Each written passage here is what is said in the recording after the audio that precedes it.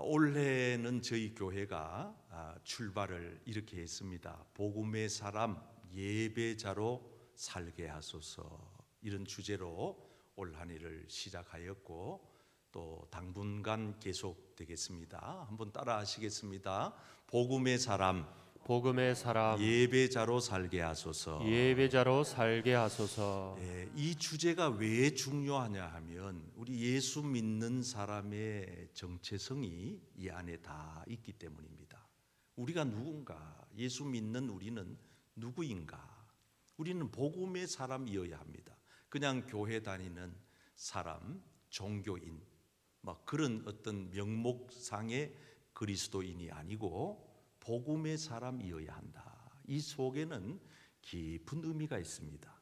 복음이라고 하는 말은 굿뉴스, 예수님께서 우리에게 친히 오셔서 하신 그 좋은 복된 소식을 말합니다. 주님이 오셨다, 우리를 위해 십자가 지셨다, 그리고 나의 모든 인류의 죄를 지고 죽으셨다.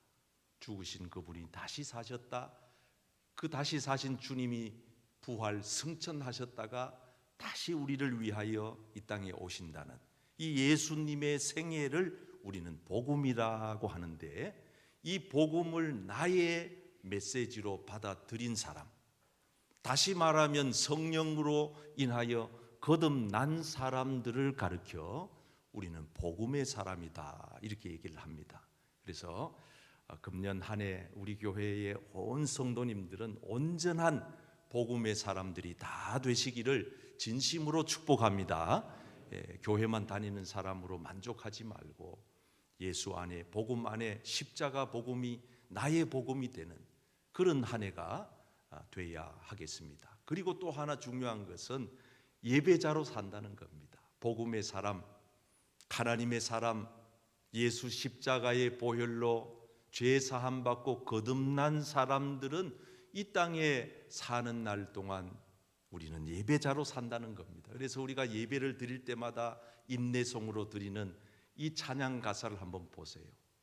나는 하나님을 예배하는 예배자입니다. 나는 예배자인데 예배자는 누구냐? 예배자는 내가 서 있는 곳 어디서나.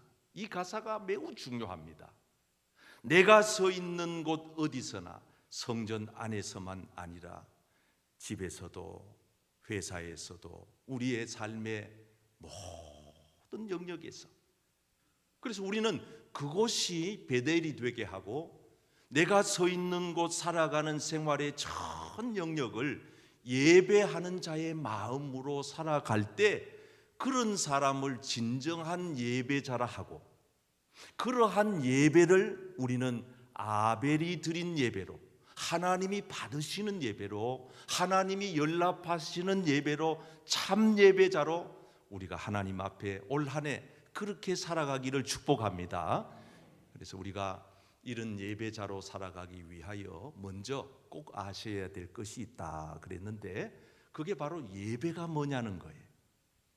우리가 지금 이렇게 얼마나 우리 대한민국 교인들이 예배를 자주 드립니까? 많이 드립니까? 그런데 정작 예배가 뭔지를 모르고 예배를 드린다면은 그 예배가 하나님이 어떻게 받으시겠느냐, 그 말입니다. 그래서 연초부터 계속 반복해서 예배에 대한 정의를 여러분들에게 두 가지로 제가 소개를 하고 있습니다. 첫째, 예배란 한번 읽으시면서 머릿속에 한번 각인을 시키시면 좋겠습니다. 시작. 예배란 창조주 하나님께 피조물인 인간이 마음과 뜻과 정성을 다하여 영광 돌리는 예식입니다. 예배는 예배에 분명한 대상이 있다 그랬죠. 그분이 바로 우리의 예배를 받으실 그분이 창조주 하나님이십니다. 아멘. 이 온 우주 만물을 창조하신 분이 하나님이시기 때문에 피조물 된 우리 인간이 하나님 앞에 예배하는 거예요. 할 때에 그냥 대충 아무렇게나 하는 것이 아니라 정성을 다해서, 정성을 다해서. 여러분, 여기 장전동입니까? 요 구서동입니까? 잘 모르겠는데 제가 손님이 와서 여기 범어사 절에 한번 모시고 간 적이 있어요. 그런데 그 소문대로 저는 처음 가보는 절인데, 그 전통이, 그 역사가 그냥 그 건물에서 배어져 나오는데, 과연 대한민국의 몇 대 사찰 안에 들어가는 게 맞구나 싶어요. 근데 그날 행사가 아닌 날인데도 얼마나 불자들이 많이 오셨는지 방마다 제가 둘러봤거든요. 그 오신 손님하고 얼마나 방마다 꽉꽉 차 있는데 그 한여름이었어요. 그런데 에어컨이 있는지 없는지 저는 잘 모르겠는데 문을 다 열어놓고 그 작은 그 선풍기를 돌려놓고요, 그 방석에 엎드려 절을 하는데 정말 거짓말 안 보태서요, 그 옷들이, 그 입은 그 옷 있잖아요, 그게 땀이 베어져 나올 만큼 콩죽 같은 땀을 흘리면서 절을 하는데 제가 놀랐습니다. 그걸 보고 뭘 놀랐느냐, 저분들은 도대체 어떤 신을 믿길래 저렇게 정성을 다하여 절을 하는가. 그러면서 제 자신을 돌아보게 됐어요.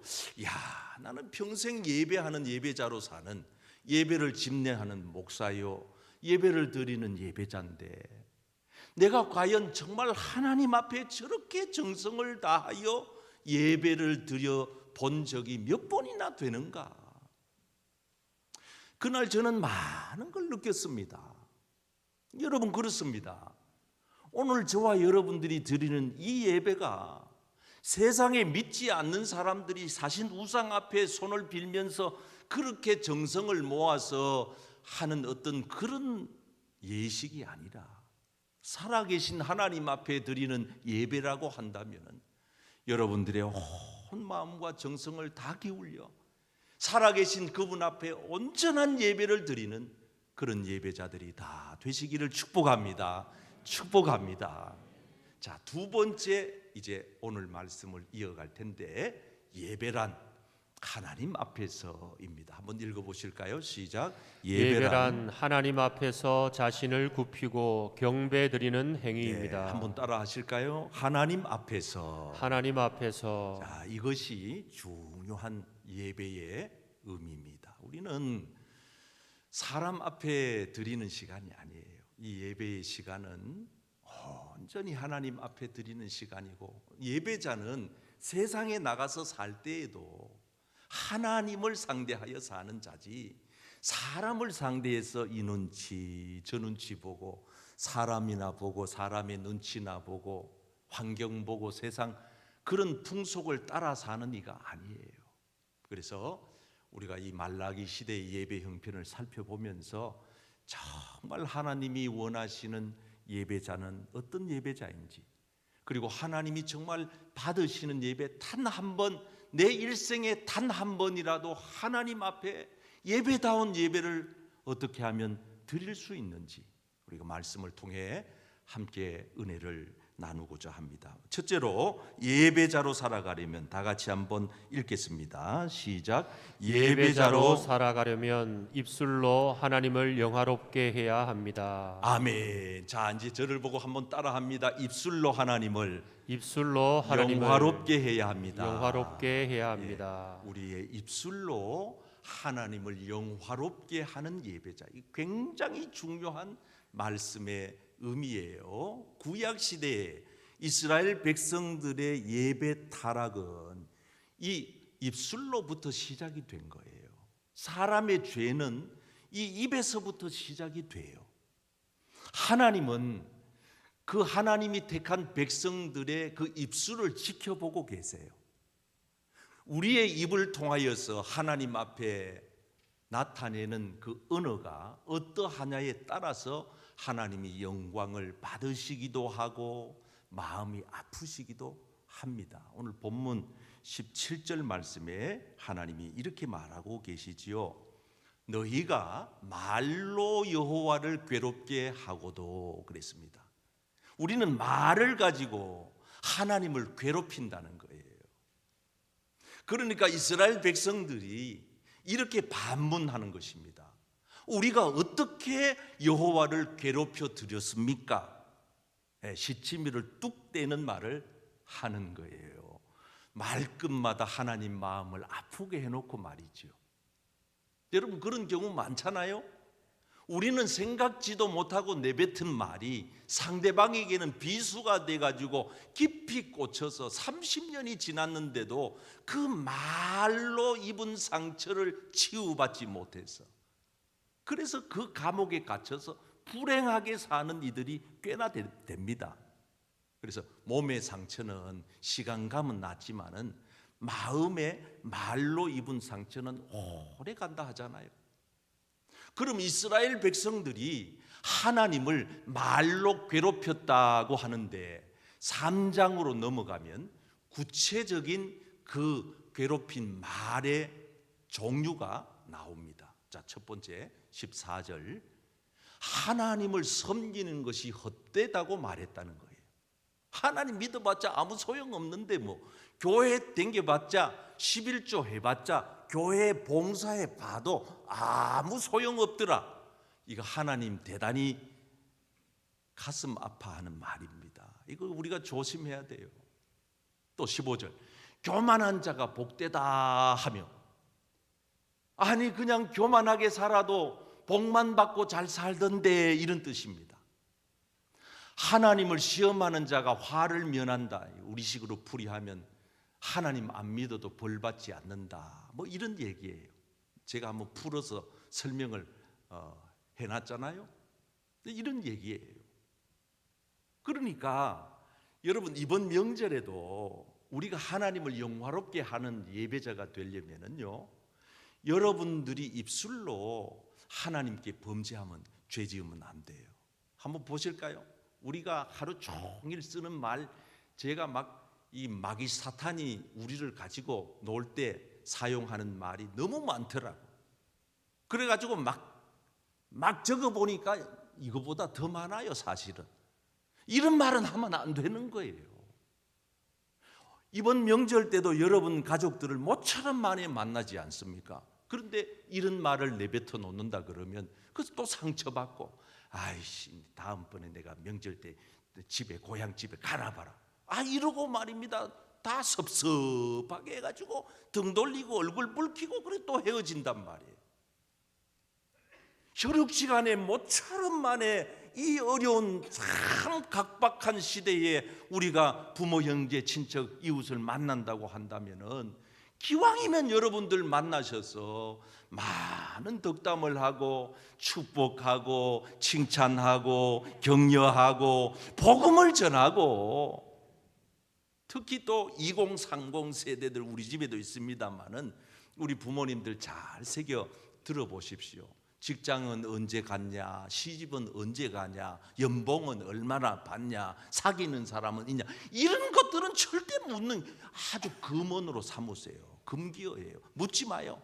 그냥 그 아이들에게 한 해 동안 수고 많이 했다고 격려하고 축복하고 세뱃돈이나 듬뿍 좀 지어주고. 여러분들이 별로 마음에 안 와닿으신가 봐. 아멘도 안 하시는 거 보니까.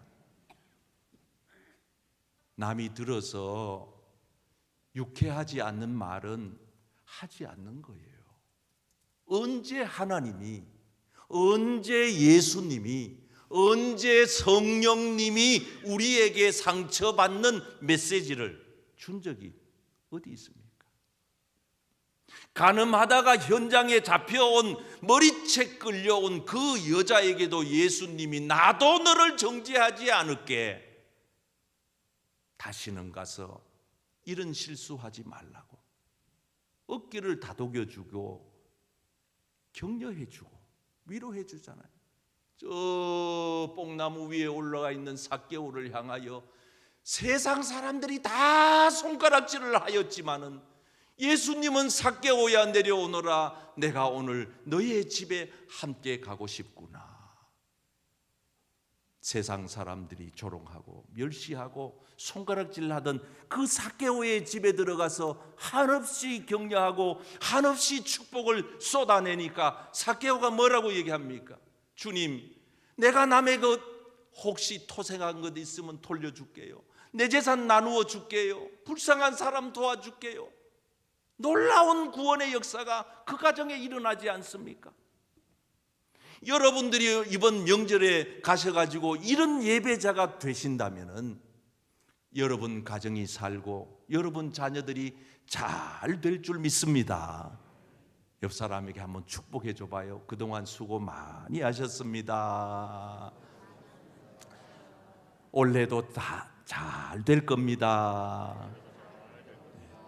여러분들이 입술로 복을 선포한 대로 될 줄 믿습니다. 민수기서에 보면 이스라엘 백성들이 입만 띄면 원망하고 입만 띄면 불평하고 그 광야에서 물이 없고 먹을 게 없어 먹여주고 마시게 해주고 입혀주었더니 한다는 얘기가 매라 지도자를 욕하고 원망하고 남 탓하고, 그러니까 하나님이 오죽하면 이런 소리를 하셨겠습니까? 내가 내 귀에 들린 대로 해줬구만. 얼마나 무서운 얘기인지 몰라요. 그러니까 하나님께서 그 광야에서 죽겠다, 애굽으로 돌아가자, 당신이 왜 우리를 이끌어내서 이렇게 고생을 시키느냐, 이렇게 원망하고 불평했던 사람들은 젖과 꿀이 흐르는 땅을 눈앞에 보고도 못 들어가는 이런 비참한 결말을 가져오게 되지 않습니까? 우리 민족은요, 옛날부터 잘 되게 돼 있는 민족이에요. 우리 어머니는 제가 예수 믿고 나중에 예수 믿었는데도 어디서 배우셨는지 날 보고 어릴 때부터 맨날 하신 말씀이 뭐냐 하면 경연아 흥해라, 경연아 흥해라. 하도 내가 코를 많이 흘리니까 흥해라, 흥해라, 흥해라. 그래가지고 이 정도 흥해가지고 오늘 덕천교회 담임 목사로 목회하고 있으니 기왕이면 나가 죽어라, 빌어먹어라, 이런 외에 되도 않는 소리를 해가지고 노숙자를 만드느냐 그 말이에요.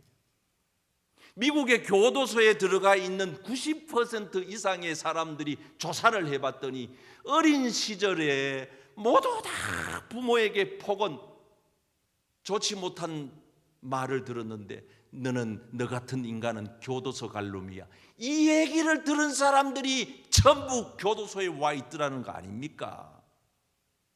사랑하는 성도 여러분, 오늘 우리가 진정한 예배자로 살아가려면 우리의 입술로 하나님을 영화롭게 하며 살아가시기를 축복합니다. 자, 오늘 두 번째 기둥, 오늘 명절에 두 가지 기둥을 세워드려요. 두 번째 기둥은 예배자로 살아가려면, 시작. 예배자로 살아가려면 구별된 삶으로 하나님을 영화롭게 해야 합니다. 한번 따라 하십니다. 구별된 삶으로 구별된 삶으로 하나님을 영화롭게 해야 합니다. 하나님을 영화롭게 해야 합니다. 우리가 입술로 하나님을 영화롭게 하는 일도 매우 중요해요. 그러나 더 중요한 것은 우리의 구별된 생활, 삶이, 몸이 하나님 앞에 영광이 돼야 돼요. 예수 믿는 사람들은 이 몸을 소중히 다루어야 합니다. 왜 그런지 아세요? 하나님은 우리에게 요구하시기를, 오늘 본문 말씀 11절에 보면 여호와께서 너무 사랑하시는 게 뭐냐? 성결이라는 거예요. 거룩할 성자예요. 거룩과 깨끗함이라는 거예요. 하나님이 사랑하신대요. 어떤 사람을? 더러운 사람을, 속된 사람을, 추악한 사람 아니에요. 거룩한 사람. 그 몸과 마음을 순결하게 가꾸는 사람. 그래서 오죽하면 하나님이 이스라엘 백성들에게 말하기를 너희는 이방신의 딸과 너희 자식들을 결혼시켰다. 이거는 성결을 욕되게 하는 거다. 이렇게 설명을 하는 거예요. 자, 이제 이스라엘 백성들을 한번 들여다볼까요? 하나님은 이스라엘 백성들을 선민으로 택했어요. 선민이라고 하는 건 선택된 백성이라는 뜻이에요. 하나님이 선택한 백성들, 이스라엘 백성들은 그 선민에 대한 자격 기준이 뭐냐? 아주 엄격해요. 그래서 결혼식 시키는데도 결혼할 배우자도 안 믿는 가정의 자녀나 혹은 이방 우상을 섬기는 가정의 자녀들과 결혼시키는 이런 통혼을 허용하지 않았어요. 이걸 자폰이라 그래요. 통혼을 허락하지 않았어요. 왜냐? 그렇게 되다가 보면은 저 사람이 우리 집으로 시집을 오는데 며느리감이 아주 골똘한 우상 숭배자였다고 생각해 봅시다. 그 우상 단지를 끌어안고 우리 집안으로 시집 온다고 이렇게 보는 거예요. 그래서 그걸 끊어라. 이스라엘 백성들에게도 너희가 가나안 땅에 들어가거든 거기에 7 부족이 살고 있는데 다 쫓아내라. 하나도 남기지 마라. 여자라고 불쌍히 여기고 아이들이라고 아깝게 여기고 그러지 마라. 완전히 다 멸절시키라고 소멸시키라고 아주 가혹한 말을 남깁니다. 왜? 그거 가만 내비뒀다가는 불씨가 되거든요. 화근이 되거든요. 그게 다 독버섯처럼 나와가지고 여러분 우리 몸에 암세포가 있으면 완전히 잘라내버려야지. 암세포가 조금 아깝다고 애껴뒀다가는 온몸에 다 퍼지고 전이게 되고 많은. 그래서 하나님은 죄를 잘라내되 완전히 잘라내라. 완전히 그냥 멸절시키라고 하는 거예요. 너희 이방 신의 우상 섬기는 집안의 규수를 드리지 마라. 철저하게 거룩과 성결을 하나님께서는 정말 귀히 보시는 거예요. 저도 여기 이제 물컵이 있잖아요. 이래 물컵을 보고 그런 일은 없지만은 여기 뭐 설거지가 안 돼 가지고 지저분하면 난 이 물 안 마셔요. 깨끗하니까. 이 컵이 뭐 비싸냐 뭐 브랜드냐 이런 게 중요한 게 아니고 깨끗하면은 쓰는 거예요. 그래서 성경에도 보면은 뭐라고 얘기하고 있어요. 너가 너 자신을 깨끗하게 하면 디모데후서 2장 21절에 한번 읽어보실까요? 시작. 그러므로 누구든지 이런 것에서 자기를 깨끗하게 하면 귀히 쓰는 그릇이 되어 거룩하고 주인의 쓰임에 합당하며 모든 선한 일에 준비함이 되리라. 예, 자기를 깨끗하게 한다는 거예요. 이게 뭔 얘기입니까? 우리는 예수 믿는 사람들은 우리 스스로가 아셔야 되는 거는 내 안에 성령 하나님이 계신다는 거예요. 그래서 고린도전서 3장 16절 말씀에도 보면은 너희는 하나님의 성전을 더럽히지 마라 그러잖아요. 너희 안에 하나님의 성령님이 거하신다 그렇게 말씀하고 있지 않습니까? 여기 말씀 나왔네요. 16절 17절 한번 읽어보실까요? 시작. 너희는 너희가 하나님의 성전인 것과 하나님의 성령이 너희 안에 계시는 것을 알지 못하느냐. 누구든지 하나님의 성전을 더럽히면 하나님이 그 사람을 멸하시리라. 이거 얼마나 무서운 얘기입니까? 하나님의 성령이 내 안에 계신다. 이걸 한시도 잊으시면 안 돼요. 그리고 우리는 이 몸을 가지고 함부롭게나 이걸 가지고 죄 짓는 데다가 도구로 써서 쓰시면 안 돼요. 이번 명절 때도 저는 우리 성도님들이 영적으로 이 몸을 가지고 먹는 음식을 가지고 하는 말을 가지고 하나님 앞에 죄 짓는 일이 없기를 축복합니다. 몸을 깨끗하게 항상 성령 하나님이 내 안에서 안녕하시는가? 내 안에서 통곡하고 계시진 않나? 성령 하나님이 나 때문에 근심하고 있지는 않은가? 성령 하나님이 내 안에서 단식하고 있지는 않는가? 여러분 부모는요 자식이 잘 되면은 참 기쁘지요. 너무 행복해요. 자녀가 뭐 연봉이 많고 세상적인 지위가 높고 화려하지 않아도 자녀들이 부모님에게 근심되지 않고 기쁨이 되는 자녀들이 있어요. 그 자녀들을 보면은 기특해요. 어떻게 저렇게 내가 낳아도 그렇지 어떻게 저런 아이를 내가 내 자식으로 두었나. 이게 웬 은혜인가 웬 축복인가 싶지요. 그러나 어떤 자식들은 3일이 멀다 하고 부모의 눈에 눈물이 마르지 않게 하는 불효자들도 있어요. 여러분들은 어떻습니까? 여러분들이 하나님의 자녀라고 한다면 여러분들은 하나님의 마음에 하나님이 생각만 해도 와, 참 저 사람 저 아이 보니까 저 자녀 보니까 저 성도 보니까 야 괜찮아 너무 행복해 그러는 자녀들입니까? 아니면은 어떤 성도를 떠올리기만 하면 머리가 치근치근 아프고 왜 저렇게 사나? 왜 저렇게 행동하나? 그런 자녀입니까? 제가 이번에 통계를 보다가 보니까 교회 나오시는 분들 가운데도요, 가정에서 폭언폭행하는 사람이 이게 수치가 점점 올라간다는 거예요. 우리 목회자들이 받아보는 통계가 있는데, 그래가지고 교회에 가서는 그렇게 천사 같던 분이 집에 돌아와가지고 그렇게 부인을 구타를 한대.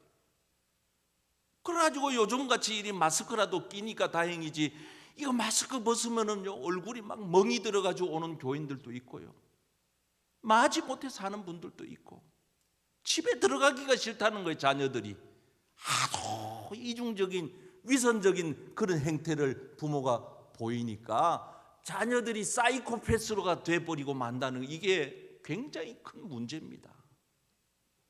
저는 우리 교회 온 성도님들의 가정이 부모님으로부터 자녀 세대에 이르기까지 하나님을 의식하고 하나님 앞에서 몸으로 하나님을 영화롭게 하는 여러분들 가정 되기를 축복합니다.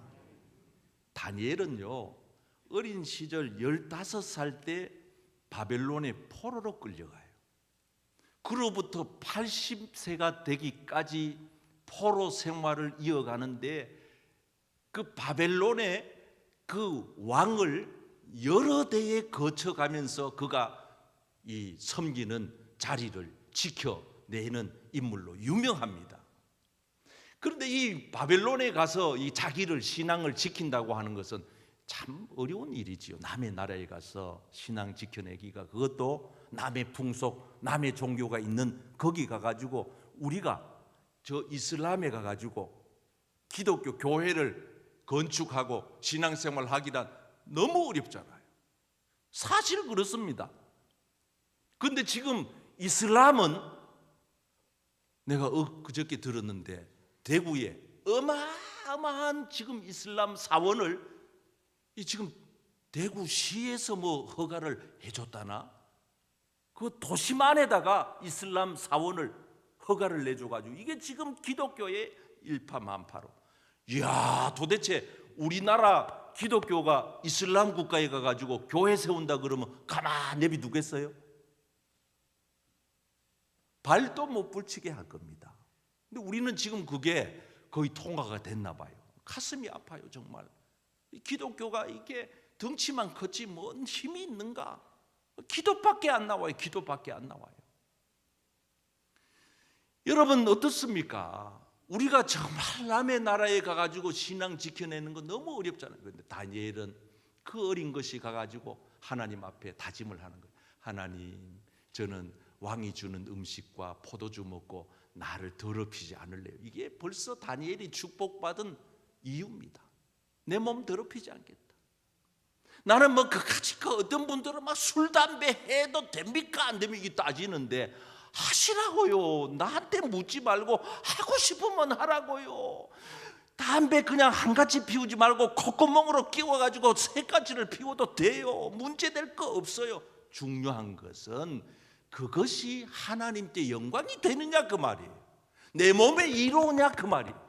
자기 몸에 더럽히지 않겠다고 하는 것을 다짐을 하면서 고기를 줘도 안 먹고 왕이 주는 포도주도 안 마시고, 그리 자기를 성결하게 지켜내니까 하나님께서 다니엘을 사자굴에 떨어져도 머리털을 하나 상하지 아니하도록 하나님이 보장하고 하나님이 책임져 주십니다. 아멘.